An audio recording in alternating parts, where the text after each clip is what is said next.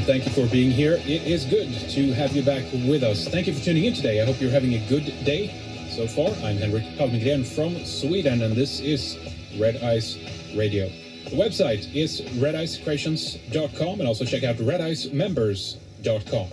Today we have an extended segment with Dave and Kim Dortch from Murrieta in Riverside County in California. We are going to talk about an absolutely appalling case of police and judicial tyranny. This family has been subjected to corruption, ill treatment, and it's just a horrible case of injustice, as they've been victims of insane police enforcement and lack of accountability by a legal system that has harassed them beyond any level of what is reasonable. Well, stay with us as Kim and Dave break down this story for us, tells us how it got started and how it's spiraled out of control. And let their case stand as an example to you of the lawlessness that goes into the rotten-to-the-core criminal system of so-called justice of today. This is a shocking story. Stay tuned. Welcome to the program, Dave and Kim. Thanks to both of you for coming on today. It's good to talk to you. It's under, of course, sad circumstances, but nonetheless, thank you to both of you for being here today.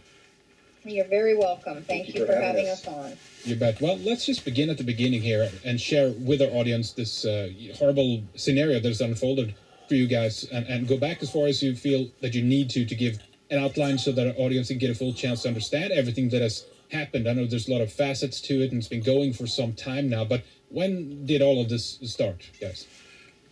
Well, we have taped 2 other interviews, and maybe we can link those so people who are interested in the minute details of what has gone on could listen to those. But I have our timeline, and I'm just going to kind of go through and highlight basically what has been happening to our family for the last, it's been about 19 months now. And it starts with March 14 of 2013. Our 12-year-old son was arrested that evening and charged with graffiti vandalism crimes in our neighborhood, in which he, came home from the hospital to. We lived there for 14, almost 15 years before we moved to the other side of Murrieta a year ago this summer. And when our son was arrested, of course, we were blindsided by that. We had no idea that our 12-year-old had been engaging in any of this activity.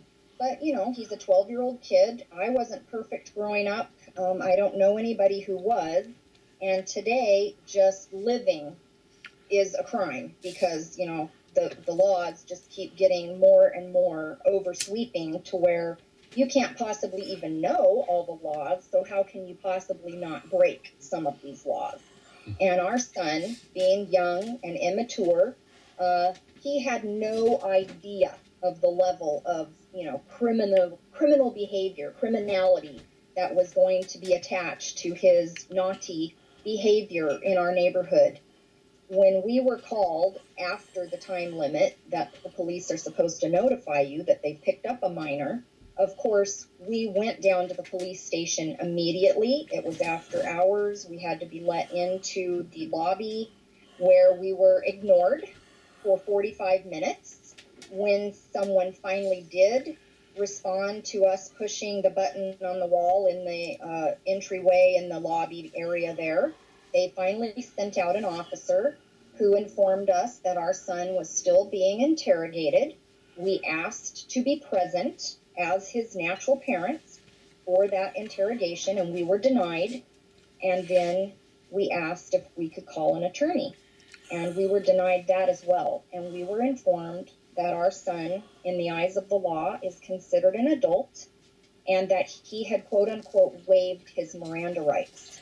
And I told the officer in that lobby that night, I said, I'm sorry, but our son couldn't even spell Miranda, so I don't know how he could possibly waive Miranda rights. Mm-hmm. We haven't had a TV in our home since our son was 7 years old, so it's not like he watches episodes of Cops. I'm not saying that he's been completely protected from the world either, because, he certainly knew what graffiti was, and he was engaging in it, to which we have never tried to excuse his behavior or not hold him accountable as his parents and hold him accountable to his community for doing what he did. But the oversweeping violations of our rights started that night with what we consider, if this is supposedly legal in the state of California, we contend that it is unlawful, that parental rights can be just suspended into thin air with no precedent. It's not like our family has been involved in crimes in the past. We've never been investigated by Child Protective Services in the state of California. Nothing like that. That should usurp our parental rights. And the law says they can do that for up to 6 hours. And they pretty much did. They didn't release this 12-year-old who was scared out of his mind until almost 2 o'clock in the morning. Oh, boy. So, after that happened and they released him back to us, we received official charges against our son, all of them being misdemeanors. We were given a date to appear for a hearing, which would have been April 22 of 2013. The city of Murrieta claimed that our son had committed almost $15,000 worth of damages. And we retained a private attorney named Sharon Cosgrove to represent our son. We met with her. She laughed. She said, "Oh, Murrieta PD, they're always, overreaching their bounds. They'll never get $15,000. They always pad these things. We'll get that reduced. Your son has never committed a crime." I mean, our son had never even attended detention at school. So he was not a behavioral problem. He had no issues of acting violently. He's not a gang member. At the time, he was 12, small for his age, 70 pounds, dripping wet. So we have this hearing scheduled, and we're proceeding, to deal with our son. We literally, put him on house arrest. He was either with Dave or with I 24/7, other than the hours he was in school. We didn't even allow him to ride the bus after this occurred, because he had told me that most of the times when he did what he was doing, it was in broad daylight on the days that I worked 12-hour shifts as a nurse down in San Diego County, and he took the bus on those days, and he would get off of the bus and was engaging in some naughty behavior. Unfortunately, we no longer live in Mayberry, where they would come up to the front door with Junior by the ear and say, "We've got an issue here. How are we going to fix this, Mom and Dad?" Now you have militarized police officers in full SWAT gear who deal with children in a community that brags on its website is the second safest city per capita in the nation, in the United States of America. Right. So, it's very confusing to us how things have gotten as out of hand as they have. But we never were able to attend that hearing on April 22 because this case that had been closed, this child who had confessed for 4 hours in the middle of the night in a police department with no legal representation and no other adult present, had confessed to drawing on things in his own community for an 18-month period, and he told the police officers, "I think I've done it at least 80 to 90 times." They closed the case. We were, proceeding through that process. When, on April 20th, at 10 o'clock in the morning, and I was not home, God took me out of that house that morning, SWAT invaded our home on a search warrant, allegedly to obtain further evidence against our son, when he had already confessed. So I'm not sure why you need further evidence on something that a 12-year-old has told you every single thing they did and for how long they did it. But this is what this police department did. Jeez. And I hadn't even locked the door. I mean, There is crime in Murrieta. I left to go down to the beach for the day with a friend, and my daughter had a horrible, horrible cold that day. She had gotten up to start making breakfast. Her boyfriend had come over to help her make Saturday morning breakfast for my husband and my son and herself. And at 10 o'clock approximately, she hears pounding on the front door. And before she could get to the door, the officers literally opened up the door and walked in. She asked them if she could go up and notify my husband, to which they let her. And she told Dave, the police are downstairs. And I wasn't there, so do you want to describe some of what happened? Well, at the point when they first came in the house, they did a knock and then basically opened the door. She said about 2-3 feet from the doorknob, she could see it turning. And they opened it and she said, "What are you doing? You can't be here. You don't belong in my house." And they said, "Oh, yes, we do. We have a warrant." And basically they marched right past her, and they asked her to, or she asked at that point if she could go up and get me and my son as well.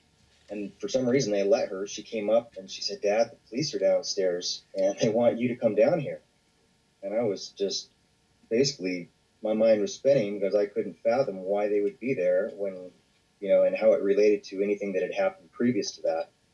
But nonetheless, they had me go sit down at our dining room table downstairs. They immediately passed me on the way coming down my stairs. They passed me, and what happens is at the top of our stairs in the second floor, if you split to the right, the master bedroom is right at the end of the hall. It's obvious it's a master bedroom. And Double doors. Double doors. The other direction is down a hallway with several other rooms split off of it. My son's room was down the hall, just like you would expect for a room of a kid down a hall. Well, what they did is they went directly into my room. And so I knew that was strange to begin with, because they went past and into my room first. As I was seated downstairs, I saw a total of 4 officers go up the stairs and across the hall the other direction toward my son's room. And they took 4 heavily armed officers. There were a total of between 5 and 6 officers that came through the door at 10 a.m. approximately. And there were 4 of them armed, one of them being a former 2012 Mr. Temecula bodybuilder officer, whose biceps were as big as my thighs. And literally they had him as one of the 4 to wake our little 70-year-old son out of a dead sleep on a Saturday morning. Our daughter asked if she could wake him up to save him that trauma. I mean, he's asleep. Yeah. He's no threat to anyone. And they send 4 officers in full SWAT gear to surround a child's bed and wake him out of a dead sleep. I mean, the kid will never get over it. Yeah.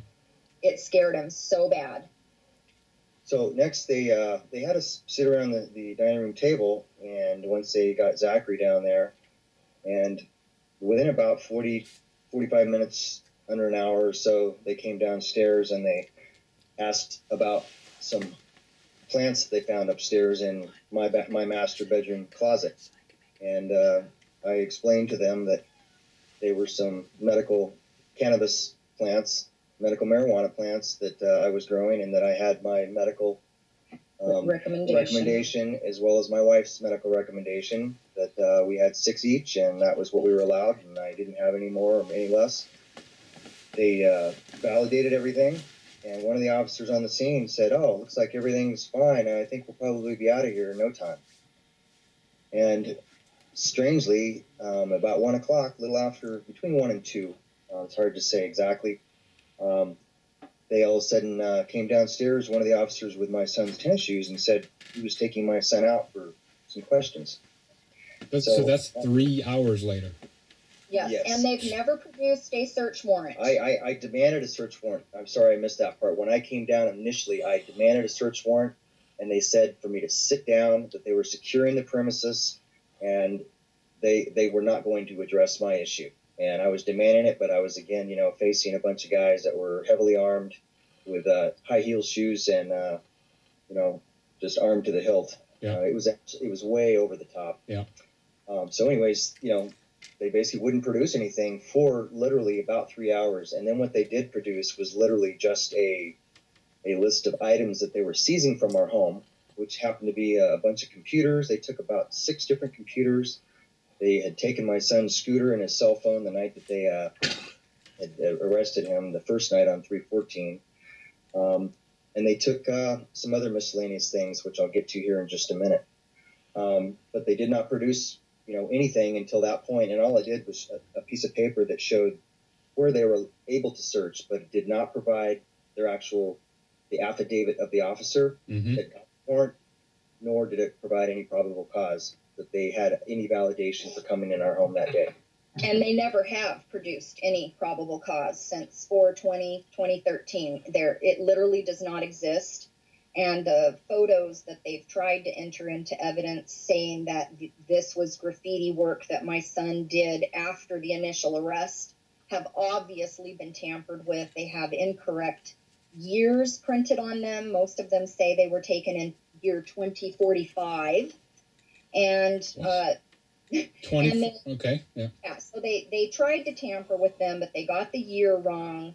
And then they also emailed them to themselves before the crimes ever allegedly occurred. So they can't keep their lies straight in their own paperwork, and it just, goes from bad to worse. So these police officers ended up occupying our average American home in bedroom, suburban Murrieta, California, for a total of 7.5 hours. They arrested my husband, my daughter, and her boyfriend. They did not let them leave the house. They never produced arrest warrants for them for being arrested for hours on end. And the only person they ever produced another arrest warrant for was Zach. And there was no need to arrest this child again because he never did what they alleged that he did. And they've never provided any evidence that they have to this date. Mm-hmm. Let me say this also, Henrik, that when he was taken from the house for questioning, I called him over to me real quickly, and I whispered in his ear that he had the right to remain silent. And so they took him from the house, and it was basically the officer that had led the raid on the home, the guy that opened the front door and led the charge, so to speak. And Brendan Carney, Officer Brendan Carney. Mm-hmm. so this guy took Zach down to the police station, and on the way down there, Zachary asked what he was going down there for, and he said, "I have some questions for you, and it relates to you doing more graffiti." And Zachary says, "I confess, I told you everything. Don't you know that if you found something else, that it's probably just something you hadn't found yet?" And the officer said, "Yes." That could have happened. That could have happened. But it mattered not to this so officer. They went to the police station, put Zachary in a cell for a little bit, a holding area, and then basically he asked him, read him his rights, Miranda rights, and he said, "I want to, waive or basically extend my right to be silent." And the guy got angry at that point, collected Zachary, put him in the car, and Zachary knew that they had passed where our home was and said, "I thought we were just going down here for a few questions." And the guy said, "Well, I changed my mind." Took him straight to juvenile hall, and there he was for another Here, the 4 night days. that they caught him in the act of doing this naughty behavior, it didn't merit him going to jail, child jail. But when they make up that he's recommitted a crime, they come in and they rearrest him, and they now jail him. 5 weeks later, when there is no imminent danger to any living thing or even any piece of property. And just to back up a little bit, these cops, while they were in our house during the 7.5 hour occupation, military style, they were extremely unprofessional. They played pool at our pool table upstairs. My family could hear the balls on the pool table cracking as they had a good old time up in the playroom playing pool. The one Mr. Temecula, who allegedly works for CHP and was contracted in for the day to play fun and games at the Dortch house, he ate lunch at our kitchen table like he was some sort of invited guest. And my understanding is that that is highly illegal unless you are in wartime, where officers can occupy private homes. And so we feel that was an extreme violation of our rights for this officer to know that he was going to be there such a long time. He brought his muscle-building lunch with him and ate it at our table. They also went through my closet, and I don't know, what logic they can ever come up with as to why they were looking for a 12-year-old child's graffiti evidence in his parents' master bedroom is beyond my comprehension. I don't think anybody that knows one thing about child development would ever think that a 12-year-old would hide the evidence of any additional crimes in their mom and dad's bedroom, let alone their mother's lingerie drawer.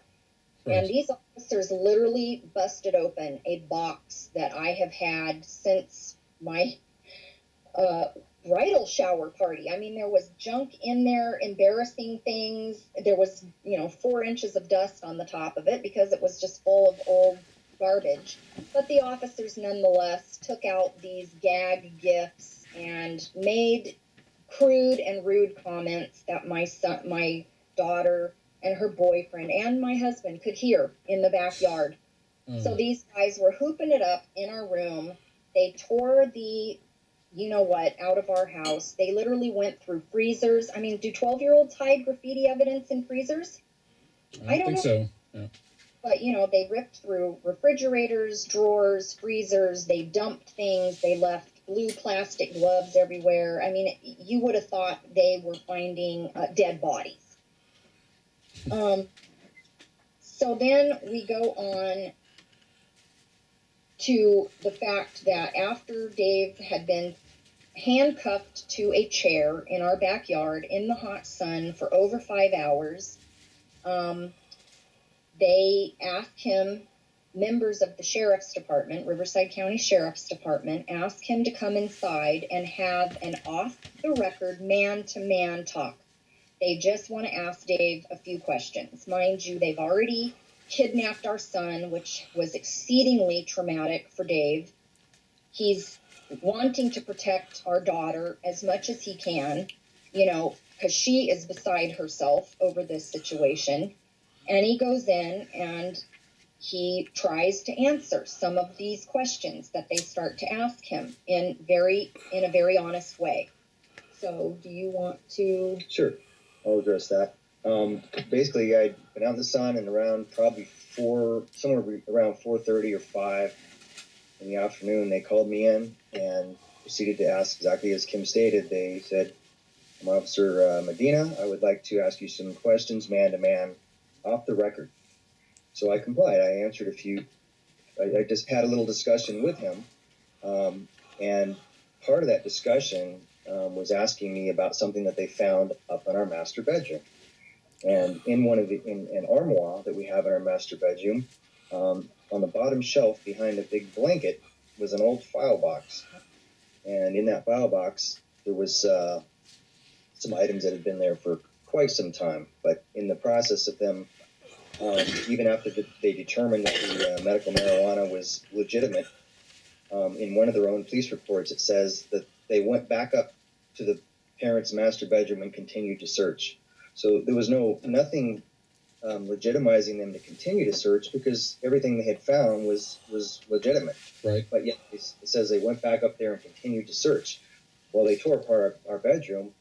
They asked me about this brown powder that they said they found. They said looks like something that is used in the manufacture of methamphetamine, of all things. And I says, I have no idea what you're talking about. There's no methamphetamine and nothing like it. And they said, well, what's the brown powder? I said, well, apparently you found some bark that I've had in there for several years that is called Mimosa hostilis, which is a bark that I bought online legally. And I proceeded to tell them that I had bought this bark after many years of research and that it was related to ayahuasca tea and some spiritual perspective on evaluating things in life. And I talked about Rick Strassman, and I talked about Graham Hancock, and this was, again, off the record. Right. And they also said they found a couple little contact lens containers with some white residue in it, and asked me what that was. And I said, well, that would be a concentrate derived from the bark. And so, anyways, they treated this thing strangely as though it was a meth lab. And they said, this looks like you had a meth lab going. They called a huge task force there that made a spectacle of our home. Dressed in their hazmat suits in the front yard and took selfies of each other while out and act like the abominable snowman across the yard. Our neighbors told us this later because it was quite the debacle for hours on end. Is this the same day or? This is all the same day. All right. Ironically. Yeah. 420 was a very, very selective date, I believe. Yes, and, yes, it was. Yeah. Yeah, it is National Marijuana Day in the United States of America, and we have a feeling they thought they were coming in and going to be able to have some big headline that says local optometrists found with illegal marijuana grow on 420, because they did in their press releases say that they found an illegal grow, even though their own reports, official reports, say that everything was legal. But this is what the police department and law enforcement in this county does. So basically, once I had this little discussion with them, they said, thank you for being so forthright. Now I'm going to read you your rights. So this guy reads me my rights at that point, and I chose not to say another word. I'll have you know that the Officer Medina that was that was discussing things with me, he wasn't writing anything down. He wasn't visibly recording anything.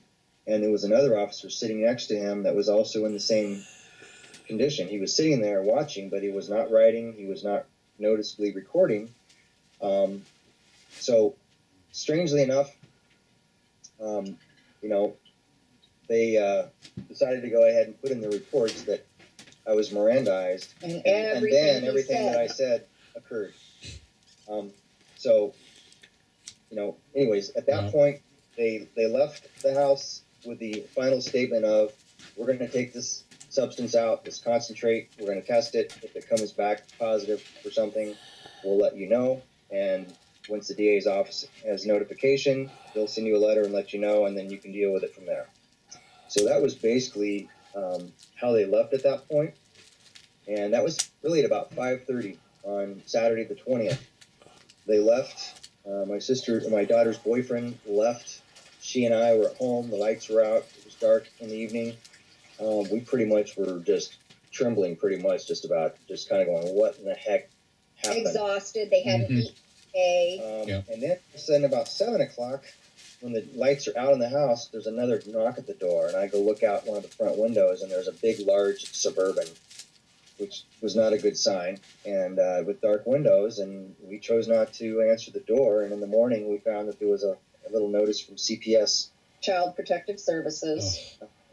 Yeah. So they had reported, and we got to back up a little bit, because these officers, when they found this stuff that had been in our armoire for over 3 years, they went on some sort of crazy scavenger hunt throughout our house, and they set up what they called an illegal, clandestine, quote-unquote, lab.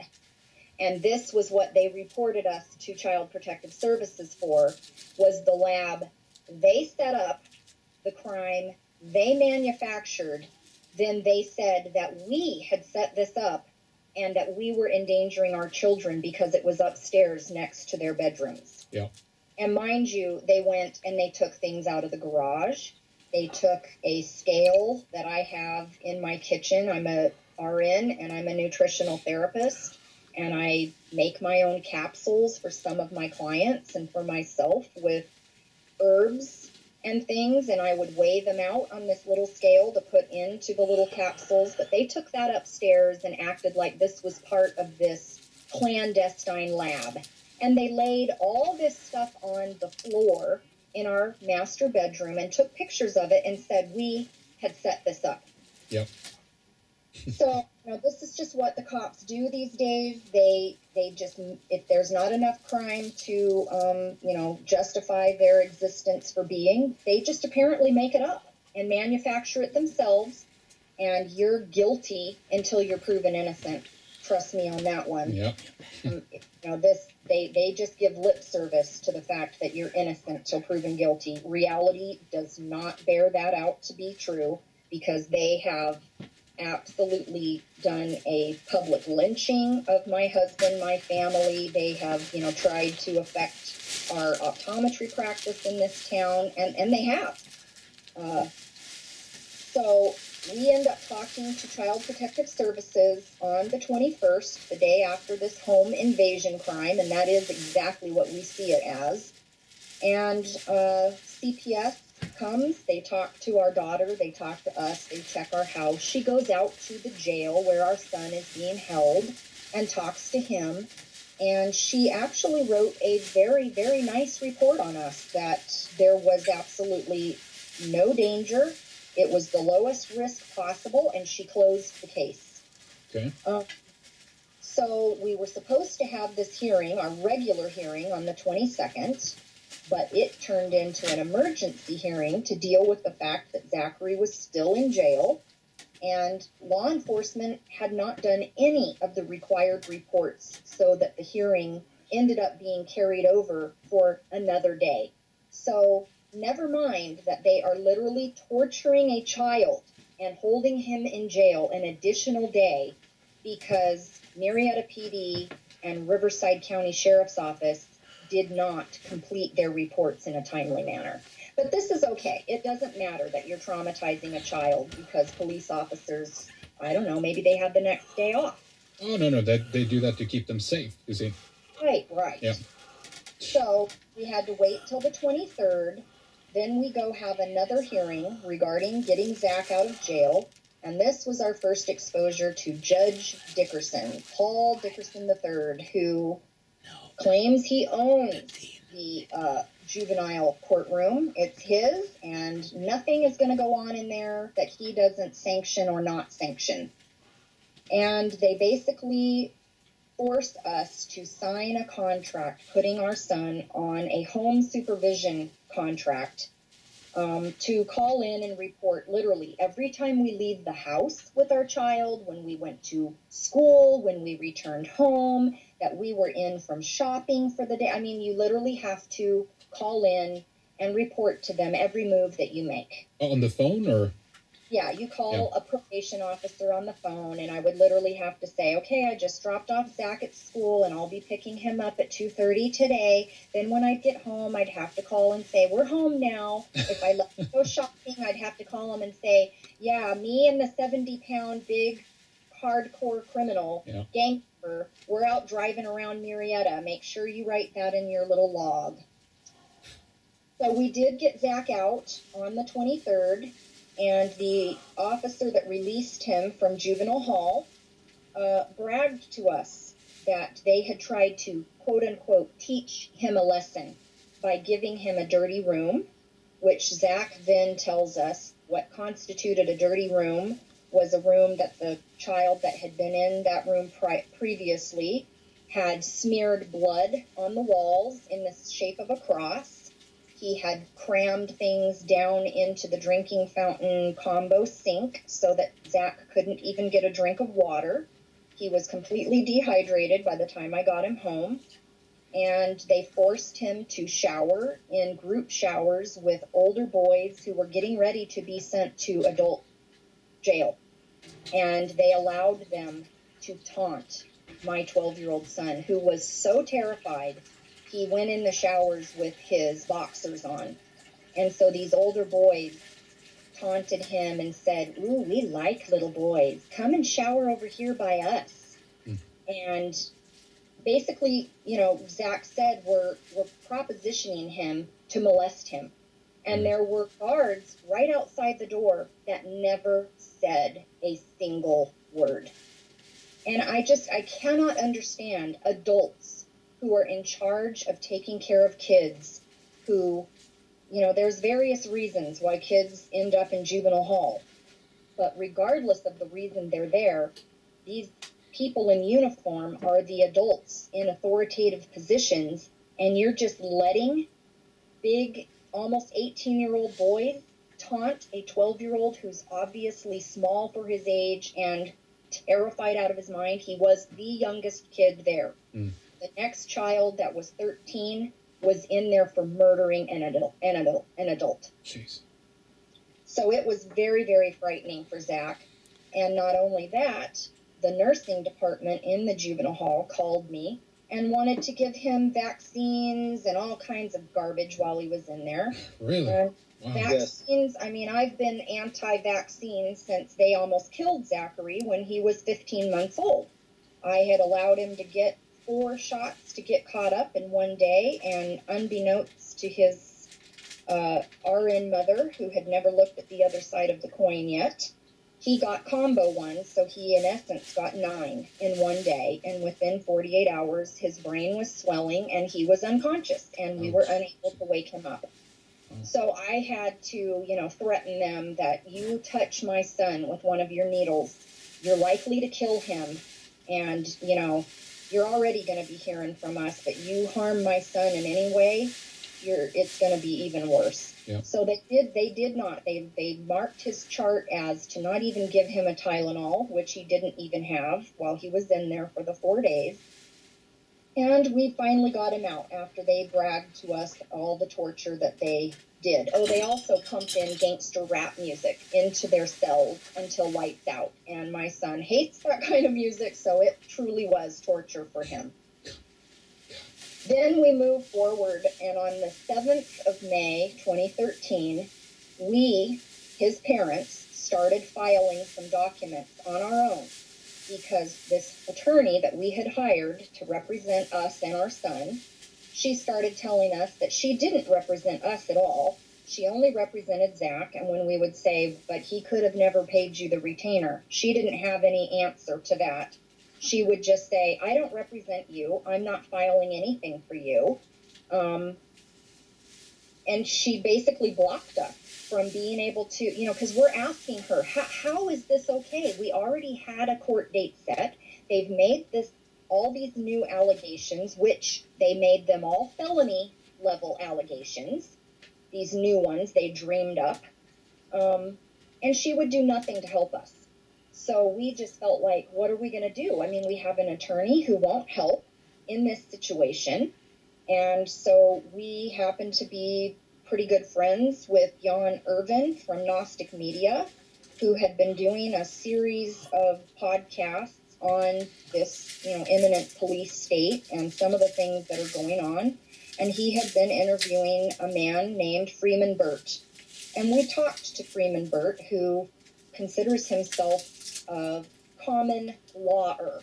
He's not a lawyer, he's not licensed, but he has 25 years of experience helping people fight this system from a pro se point of view.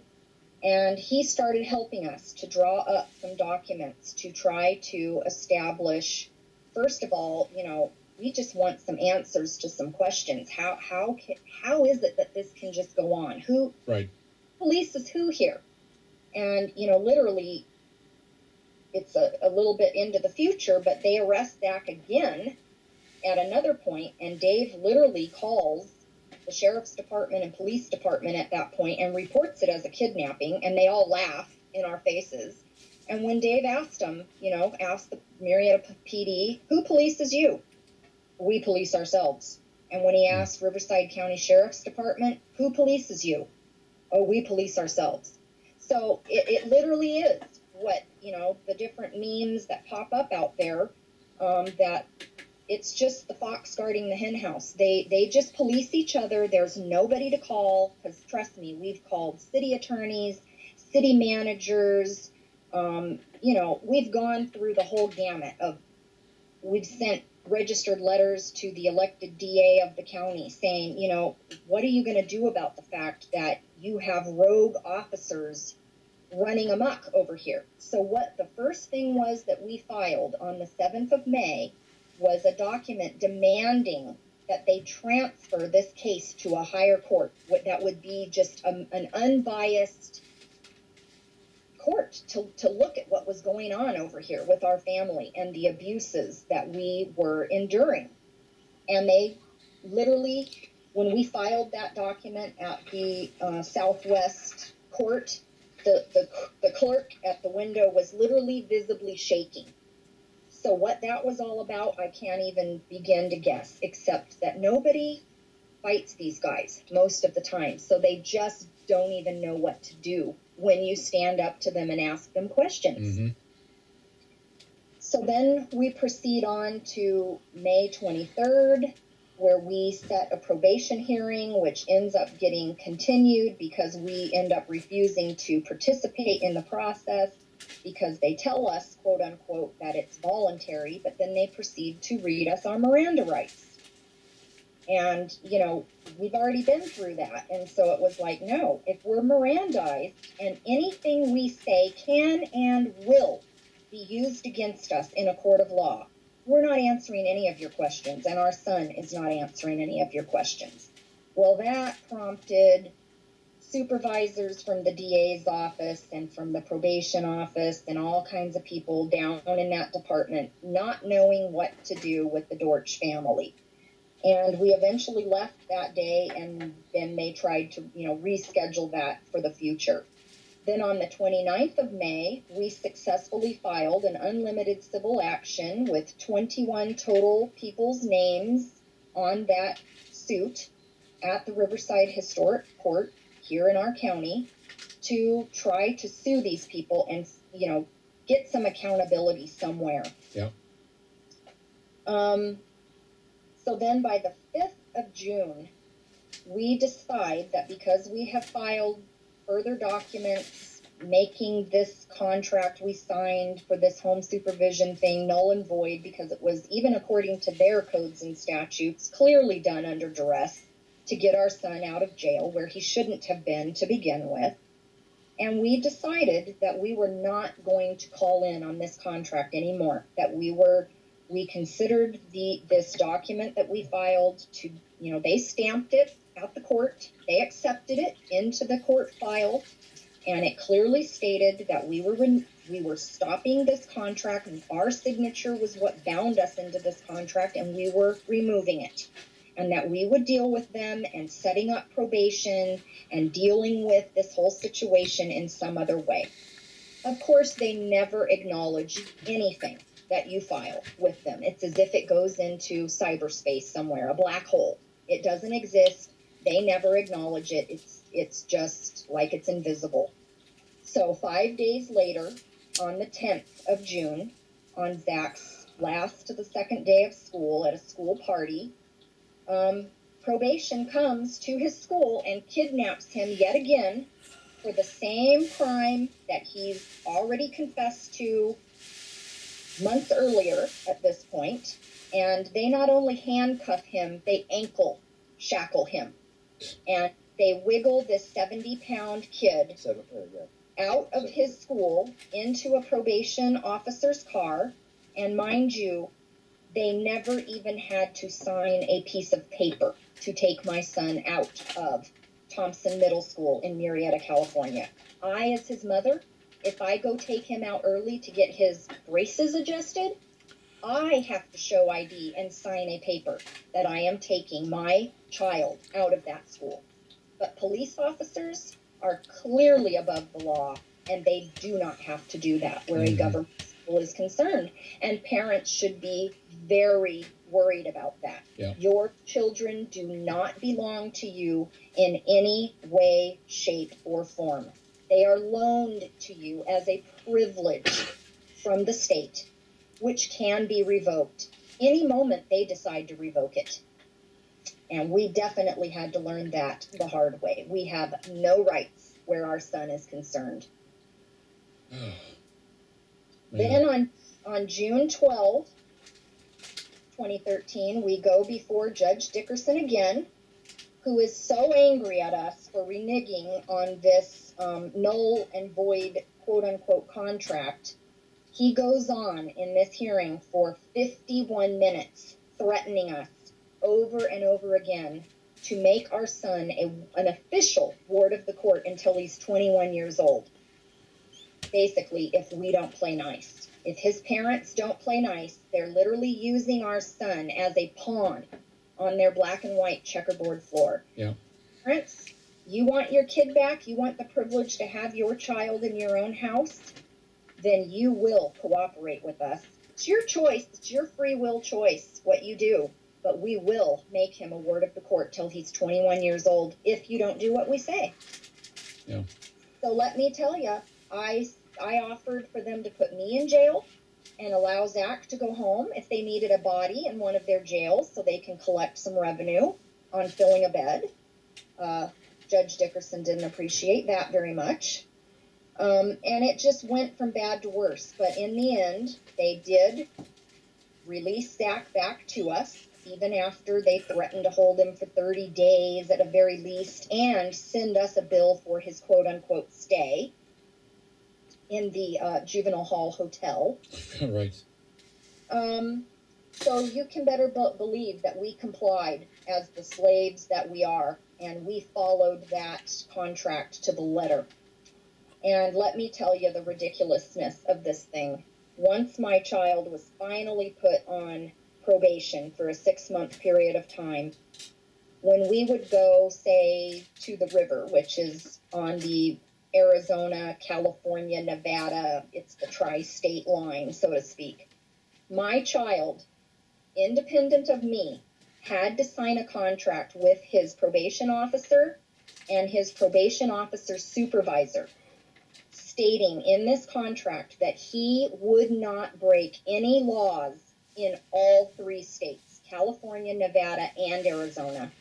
I asked the probation officer, Alberto Lerma, I said, could you name for me verbatim even one of your codes and statutes for the state of California right now in this office while you're having my minor child sign a contract with 2 adults to not break any laws in 3 states? And he cackled and laughed, and he said, no, ma'am, I can't. But that's what they want to hold a 12-year-old to, not breaking any law in 3 states. And mind you, we have specialties of law from everything from probate court to family court to criminal court to corporate law. He's responsible for knowing all laws in 3 states and not breaking them. Mm-hmm. This is the ridiculousness we are dealing with in today's world. Yeah. And something's got to give. Oh, unbelievable. It's just, you know, I mean, I get it to a certain extent. I mean, this is what they do. And in these days, as you said, you know, Kim, this is what they're designed to do. This utter nonsense. But despite all this, we don't get to hear too often about when they do decide. I'll ask you more about this later. But for whatever reason, make an example out of somebody, which clearly is the case here. You know, but it's just unbelievable. You know, it is. So, by 6:30, June 30 of 2013, official probation starts for Zach and is set to end on December 30th of 2013. And on July 12, we go back to court, supposedly to have a hearing where we have over and over and over again in formal documents and through Zach's attorney requested detailed accounting from the city of Murrieta to prove what they actually spent to clean up our child's handiwork.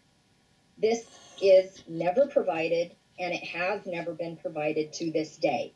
But to make matters worse, our Zachary's attorney does not inform us that this hearing is no longer going to be a restitution hearing. It has been changed to a stipulation hearing. She never informs us of that. And we walk into this courtroom, and Judge Dickerson makes the executive decision, because if this is a stipulation hearing now, unbeknownst to us, and he makes up an arbitrary amount that we're going to have to pay to meet the conditions of Zach coming off of probation by December 30th. And that was that suddenly the $15,000 that we owed the city drops down to $3,100 plus $50 for them to change it in the computer, the amount. It costs $50 for someone who's getting a government paycheck to enter that into a computer, a $50 fee. So it was a total of $3,150 that we were going to have to pay by the 30th of December. Because our Zachary's attorney never informed us this had been changed to a stipulation hearing, Dave raises his hand, gets acknowledged by Judge Dickerson, and asks that they provide detailed accounting on the $3,150 they're claiming that we owe. And I'm telling you what, Dickerson must have really good blood vessels in his head, because he nearly had a stroke. He could have had an aneurysm. He literally turned bright red and smoke was coming out his ears. That we got that on the record, that we wanted detailed accounting. I don't care if their extortion is $15,000, $3,150, or $3. Any other legitimate business would have to provide a bill of particulars or an invoice or something recognizable as receipts, canceled checks, and something constituting detailed accounting. But that is not how anything happens in the court banking system. No. Just arbitrarily can make up what they want, and they do not have to verify a thing. And what was even more hilarious is this, on this day of this restitution hearing turned stipulation hearing, Alberto Lerma, the probation officer, had been commissioned to write up a report that was supposed to apparently substitute for detailed accounting, where they made a graph of all of, this graffiti was done on this day and it cost this much to clean up, and this graffiti was done on this day and it cost this much. Well, they got their math to add up right to the numbers they wanted at the bottom, but because they have lied so much through this entire thing, they cannot keep their lies straight anymore. These silly buffoons in this little graph that they made, they literally do not include any of the 3 arrest dates for Zach. Not March 14, not when they arrested him again for the same crime on April 20th, and not for the time they arrested him from school on June 10. None of those dates are even on their graph. So it's ludicrous. Their own documentation, they can't even make the dates and the numbers correlate. They're not even there. Well, that's amazing that the Honorable Lordship Grandmaster Dickinson actually decided to drop the amount that they wanted to pry out of your hands. I mean, that's obviously very brave of you at that moment to inquire about such a thing, where most people, for obvious reasons, would just budge to get all of this just over with as soon as possible. So good on you for doing that. We know that they're up to no good, and because they've included in, as if my son didn't do enough naughty stuff on his own, they've included 12 evidence pictures that are clearly not his. And our question is, how many times have those same 12 graffiti pictures, how many parents have paid for that cleanup over and over and over again, if they can't keep their evidence any straighter than that? Yeah. So we proceed on from there to, we're being harassed by this point. We are targeted individuals in Murrieta and in Riverside County. We're followed around town by members of law enforcement. When we moved from our other house to the house that we're in now, within 3 days of moving in this house, they hovered a helicopter so close over the top of our house that they knocked things off the walls. And they hovered it for 3 to 4 minutes. I mean, a long time. It seems like an eternity when you're scared and you can feel your entire house vibrating because a helicopter is so close over a suburban home on a suburban street. Yeah.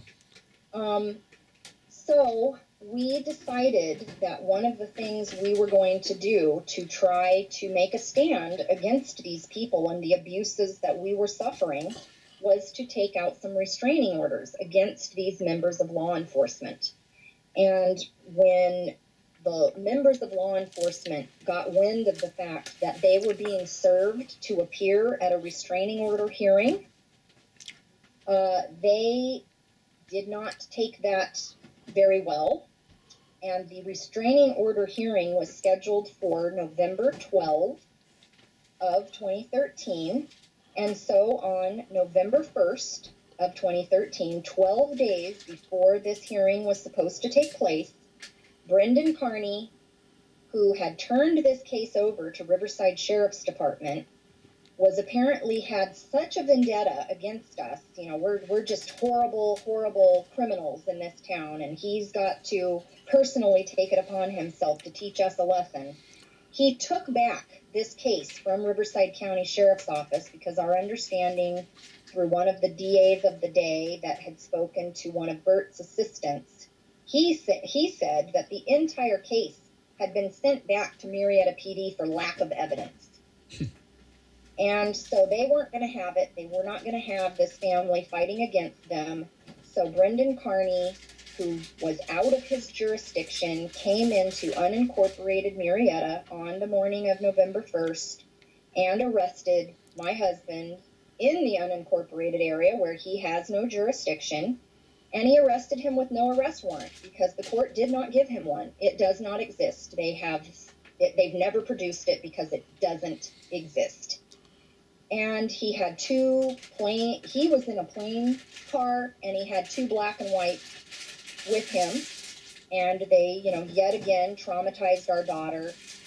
Dave had rehearsed this in his mind a million times, and he stayed extremely relaxed with his body and his mind during this scary ordeal where Brendan Carney tried to knock him off his balance and hyperextend his arms up to his, neck behind him and cranked the cuffs down so hard that, it was extremely painful. And it kept yelling at him that he wasn't relaxing. And we have no doubt that had Macy not been there as a witness, they would have found a reason to beat Dave within an inch of his life. Right. So they arrest him. They take him first to Marietta PD.